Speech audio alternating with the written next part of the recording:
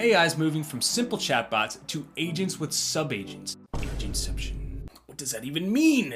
Basically, it means enterprises are getting a lot more ambitious with their AI projects. They're hoping to get their AI agents to do more complex tasks and solve bigger problems. So that's great, but it also introduces a lot more complexity. So if you actually want to get your AI agents into production, you need to understand what's going on. And it helps if you have a way to visualize all that. And that's why we made agent diagrams. It makes building AI agents intuitive, easy to understand, and explainable so that you can pass it to teammates easily.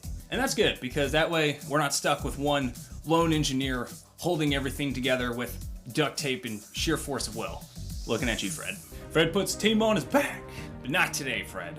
Not today, because we've got agent diagrams. Let me show you. So right now we're looking at a content creation agent, but even if you're not a content creator, this is still gonna help you understand how agent diagram works and how it can help you visualize your AI agents. So we're about to click into our agent, but before we do that, I just want to point out we're in the flow view right now. The flow view, it's kind of similar to agent diagrams in the sense that it's also visual, but they serve different purposes. So when you think of the flow, think of the entire data pipeline. If you think of AI agents in their tools, think agent diagram. All right, let's go ahead and open this agent.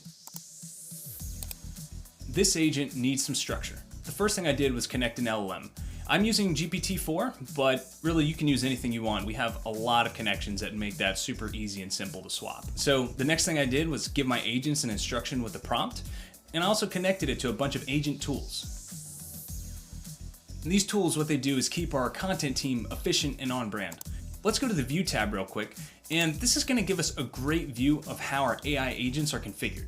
So yeah, it's really cool. It's all there in one spot. You've got dependencies, descriptions, prompts, anything you need to know about an agent or a tool, it's right there. And it just makes building faster because you're not having to click between a bunch of agents and agent tools. And it's also nice because you can conceptualize what you're building as you're building it in real time. So real quick, I'm gonna test my agent to make sure it's working by just pressing the chat tab.